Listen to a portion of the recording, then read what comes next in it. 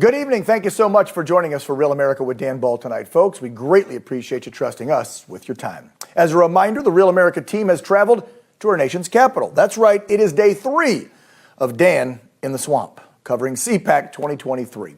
But before we get to the biggest conservative gathering around, I want to turn to the war in Ukraine. A fresh package of direct U.S. military aid for Ukraine worth $400 million was approved earlier today. The boost takes the total in taxpayer dollars the Pentagon has officially now released to $32 billion of the over $113 billion already approved, with no end in sight. This was a major topic between Joe Biden and the German chancellor when they met at the White House this week, as both allies look to secure more weapons and more funding for Ukraine while working on a joint plan, they say, to stop any attempt of China doing the same to support Russia. That's the scary thing. U.S. officials tell the Associated Press that the Biden regime plans to send at least 8 more M60A1 vehicles that can launch bridges and allow troops to cross over rivers, along with more ammunition, more of our rockets for our mobile artillery system that we already sent last year. But here's the deal. Here's the big question for me. Will any of this make a difference? Will it actually stop Russia? I don't think so. So, as we send more and more aid and weapons and our cash, think about this. We also draw down our existing weapons stock, which puts America in a bad spot. Kind of like Biden draining our emergency oil reserves. On Thursday's broadcast of CNN's Situation Room, White House National Secretary Council Coordinator for Strategic Communications, pretty much a professional BS artist, John Kirby, discussed things like this. I want you to watch little John try to pull the old Potomac two-step around this reporter's question. On F-16 fighter jets to Ukraine, Senator Chris Murphy of Connecticut told me yesterday that the U.S. needs to be, quote, stingy and make sure that we have the resources to protect ourselves and our treaty allies. Is that how the White House also views this? We have, with every single package that the president has approved, made sure that we consult with the Pentagon, and the Pentagon can reassure the entire interagency that our national security interests are not going to be compromised by the material we're giving to Ukraine. Now, it is true, we've been drawing down on stocks quite a bit. Those inventories have got to be continually replaced. The Pentagon is prioritizing that, as you might think. So, was that an answer? Or, anyway, something else to consider. Both Russian and Ukrainian armies have burned through most of their best soldiers over the past year. Both sides now relying on conscripts. The problem is, Russia has far more troops than Ukraine, and even though they might be younger and experienced ones, they still have more, which poses a massive challenge for Ukraine. In November, the Pentagon estimated both sides have lost more than 100,000 troops each to death or injury since Russia invaded in February of 2022. Neither side has divulged their actual tallies of casualties. That's an estimation. But the math right now, it's unfortunately on Moscow's side. Russia's population also 4 times Ukraine's population. So, Americans, what are we supposed to believe? Are we supposed to believe Russia's winning, Ukraine's winning, no one's winning? What's happening? But the bigger question, what should the Biden regime do now, do next? Because as the last year has proven, currently it seems this regime has no clue how to handle this conflict. Earlier today, I sat down with retired Colonel Doug McGregor here in our D.C. studios for more insight into the war. Colonel, welcome. First and foremost, I'm really excited about this face-to-face, finally. Yeah. We've been doing this for a couple of years, but nice to meet you in the flesh here. Right. Let's get right to this, because there is no joking around when it comes to war. Obviously, you know that. You have sent young men and women into battle. It appears now that this regime, this administration, may be doing that soon. I mean, we're literally being called out by the president of Ukraine, Mr. Zelensky, that we will have to send our sons and daughters or else. He just said that a few days ago. Your thoughts on that? Well, I think Zelensky is all but admitting publicly that Ukraine's position is hopeless. Ukraine is effectively lost. They've taken thousands and thousands of casualties. We think the number of dead is approaching 200,000. That's largely because of this tenacious defense of Bakhmut. And the Russians, of course, welcomed this opportunity because they could apply all of their rockets, missiles, artillery fire against concentrations of Ukrainian infantry. And they've inflicted enormous casualties on them. And the place is still going to fall, which was always inevitable, but I'm afraid Zelensky would not listen to his generals who said, look, let's get out, set up a new defense, and fight further. Now he's really in bad shape. He has very little in reserve. Equipment, very modest, but the problem is the best soldiers are dead. So he's now shoving boys, old men, women into the breach. It's not going to work. So what we can say is that Zelensky's telling everybody, I've lost. And if you're not going to come here and win the war for us, it's over.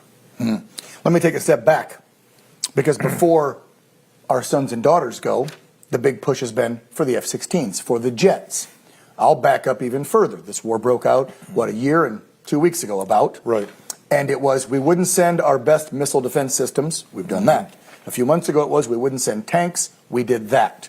What are you hearing here in our capital about the jets going? Because I've seen and heard some things since I've been here in a few days from members of Congress that there is a bipartisan push now to send the jets. But also, if you send jets, by the time you train them up, get them ready to even go with them, you're talking about a year down the road. So that would prolong the killing in Ukraine just to send these jets. Well, two things. The people I talk to on the Hill that are obviously friendly to me are telling me the administration has no military strategy. What they have is a media strategy. The media strategy is to convince everyone every day, 24 hours a day, 7 days a week, that Ukraine can win, that Ukraine is close to victory, that the Russians are falling apart, the Russians are demoralized. Well, that's weakening now. There are very few people that buy that narrative any longer. Even the dumbest observer can see that the Ukrainians are taking terrible losses. Now, there's a second problem. That is that right now, all of the complex equipment, HIMARS, complex surveillance equipment, drones, these kinds of things, are operated by contractors. Well, the contractors are NATO military personnel who are not in uniform, who are operating as contractors. If you try to send F-16s over there, they're going to need American pilots, or German pilots, or French pilots, or somebody else. They can't possibly do it. So this is the slow slide into war that many people have really worried about for a long time. And I think the administration is struggling now. Do we admit failure, or do we slide the rest of the way into direct confrontation with Russia? You have heard the buildup. You're the one that told me about the article. You see someone like an NPR or public radio, television saying a little bit different than what you see and hear if we turn on CNN tonight, MSNBC, or the big three, ABC, NBC, CBS. They're saying that Ukraine's doing great. That America needs to help more.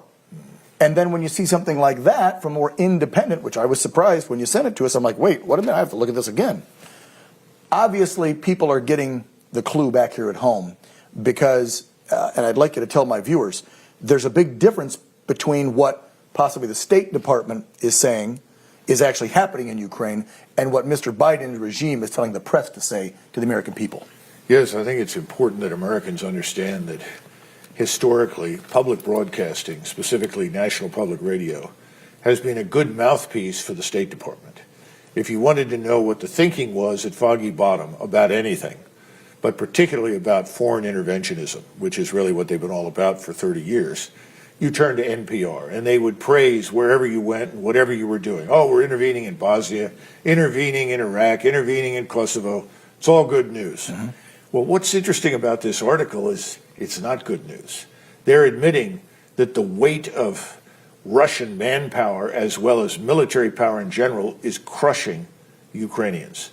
They're essentially telling the reader, this is not going to work. No amount of Ukrainian valor is going to stand up to the firepower. They're being pushed back. You've got to read between the lines a little bit, but that's essentially the message. The message is Ukraine can't win. Now, that's very, very important because, again, that's expressing a view that's probably held inside circles in the State Department.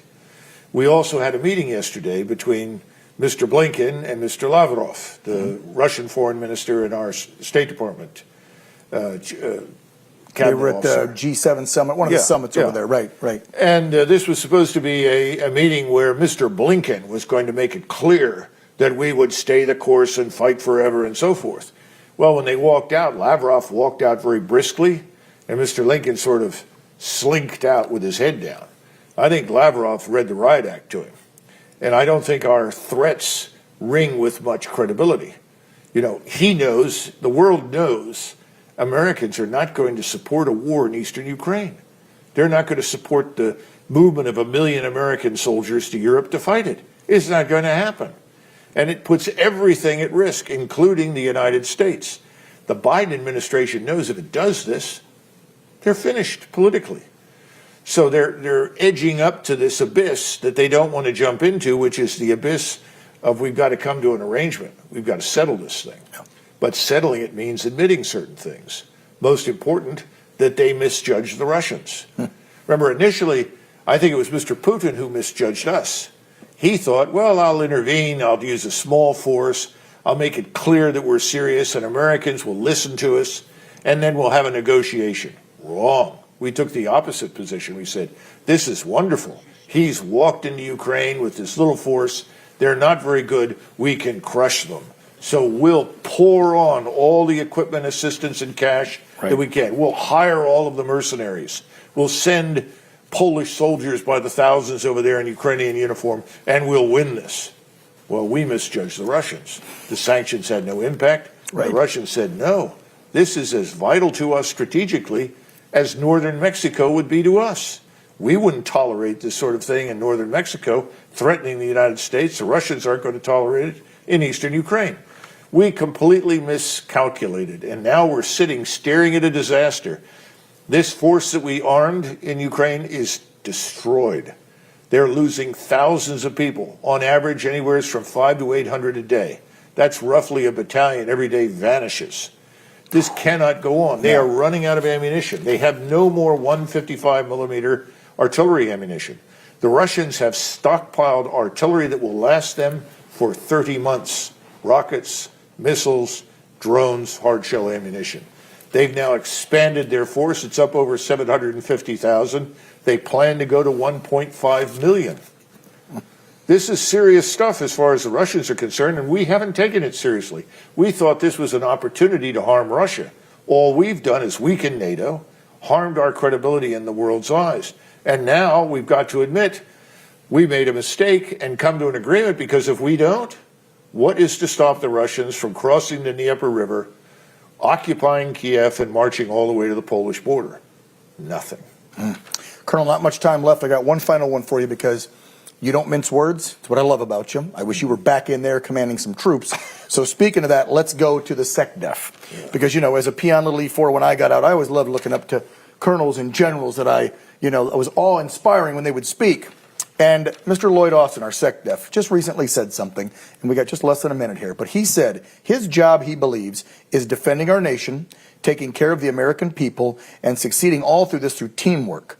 He ended that quote by saying, we've made great progress in all 3 areas under his command. Would you agree with that assessment? Well, he's following the lead of his commander-in-chief. He's not going to admit the truth. The truth is the Defense Department is in ruins. Morale is in the gutter. He's divided the force tremendously along racial lines and cultural lines. He's tried to throw out anybody that espoused any kind of values associated, worst of all, with Christianity.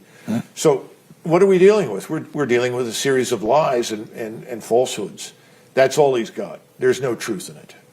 Colonel McGregor, as always, it is a pleasure to have you on the program, but a real treat to meet you face to face. Good to meet you, Dan. Welcome back anytime, as you know. Right. Thank you, sir, for the insight.